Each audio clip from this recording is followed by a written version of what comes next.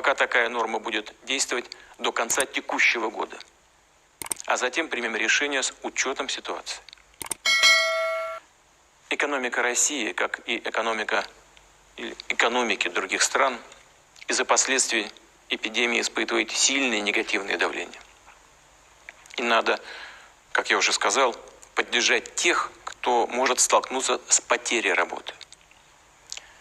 Сейчас, за исключением некоторых категорий граждан, максимальная выплата по пособию по безработице ограничена суммой 8 тысяч рублей в месяц. Предлагаю увеличить ее до уровня минимального размера оплаты труда, то есть до 12 130 рублей. Четвертое. Еще одна зона риска – это кредиты граждан.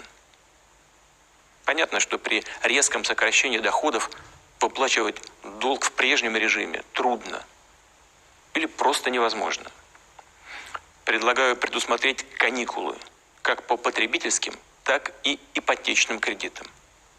О чем идет речь?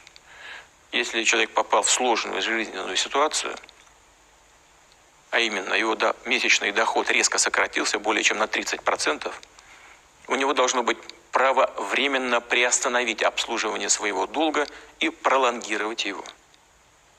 Разумеется, без всяких штрафных санкций. Прошу Банк России предусмотреть аналогичный механизм пролонгации кредитов и для индивидуальных предпринимателей. Если выплата долга в силу объективных причин оказывается в принципе невозможной, то и в этом случае гражданин не должен попасть в тупик, становиться заложником требований кредиторов.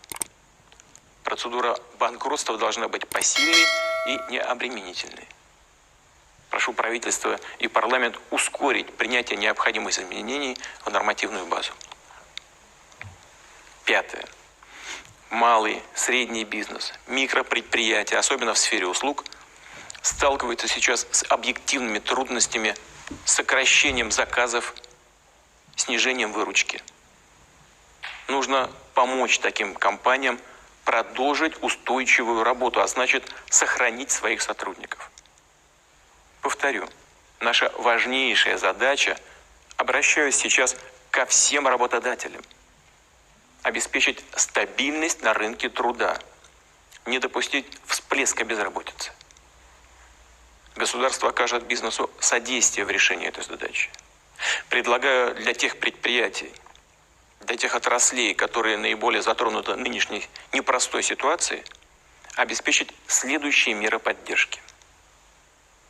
Компаниям малого и среднего бизнеса считаю необходимым предоставить отсрочку по всем налогам, за исключением НДС, на ближайшие 6 месяцев.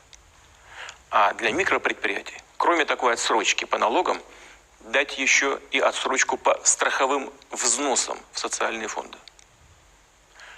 Что касается банковских кредитов, то и здесь компании малого и среднего бизнеса, микропредприятия, оказавшиеся в сложной ситуации, должны получить отсрочку по кредитам также на ближайшие 6 месяцев. В целом прошу правительство и Центральный банк предложить и принять дополнительные меры обеспечения устойчивого кредитования реального сектора, включая предоставление госгарантий и субсидирования. Далее. Предприятия, оказавшиеся в сложной ситуации, нужно защитить от банкротства. В этой связи предлагаю ввести зарплаты, превышающую МРОТ. Минимальный размер оплаты труда. Если же зарплата будет на уровне МРОТ или почему-то даже ниже, то ставка останется прежней – 30%. Обращаю внимание, пониженная ставка вводится не на несколько месяцев, не только в качестве антикризисной меры, а что называется в долгую, на перспективу. И таким образом мы создаем долгосрочный стимул для работодателей повышать зарплаты своим сотрудникам. И, наконец, предлагаю еще 2 меры. О них скажу отдельно. Первое. Все выплаты доходов в виде процентов и дивидендов, уходящие из России за рубеж в офшорные юрисдикции, должны облагаться адекватным налогом. Сейчас 2/3 таких средств а по сути это доходы конкретных физических лиц, в результате разного рода схем так называемой оптимизации облагаются реальной ставкой налога лишь в 2%. Тогда как граждане даже с небольших зарплат платят подоходный налог в 13%. Это, конечно, мягко говоря, несправедливо. Поэтому предлагаю для тех, кто выводит свои доходы в виде дивидендов на зарубежные счета, предусмотреть ставку налога на такие дивиденды в 15%. Естественно, это потребует корректировки наших соглашений об избежании двойного налогообложения с некоторыми странами. Прошу правительства организовать такую работу. Если же иностранные партнеры не примут наших предложений, то Россия выйдет из этих соглашений в одностороннем порядке. И начнем с тех стран, через которые проходят значительные ресурсы российского происхождения, что является наиболее чувствительным для нашей страны. Второе. Во многих странах мира процентные доходы физических лиц от вкладов в банках и инвестиций в ценные бумаги облагаются подоходным налогом. У нас такой доход налогом не облагается. Предлагаю для граждан, чей общий объем банковских вкладов или инвестиций в долговые ценные бумаги превышает 1 миллион рублей, установить налог на процентный доход в размере 13%. То есть, повторю, не сам вклад, а только проценты, получаемые из таких вложений, будут облагаться налогом на доходы физических лиц. Подчеркну, такая мера затронет лишь порядка 1% вкладчиков.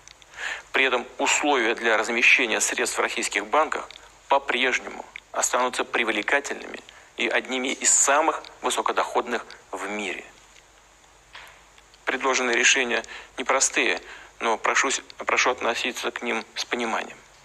И добавлю, все дополнительные поступления в бюджет, которые будут получены в результате реализации двух обозначенных мер, предлагают целевым образом направлять на финансирование мер поддержки семей с детьми, на помощь людям, столкнувшимся с безработицей или оказавшимся на больничном.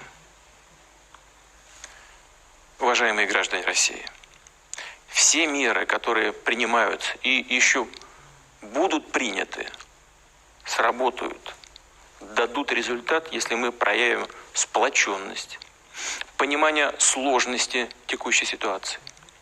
Если государство, общество, граждане будут действовать вместе, если сделаем все, что зависит от каждого из нас, нам нужно помнить о своей личной ответственности за своих близких, за тех, кто живет рядом, кому нужна наша помощь и поддержка. По большому счету, именно в такой солидарности и заключается сила общества, надежность взаимовыручки, эффективность нашего ответа на тот вызов, с которым мы сталкиваемся.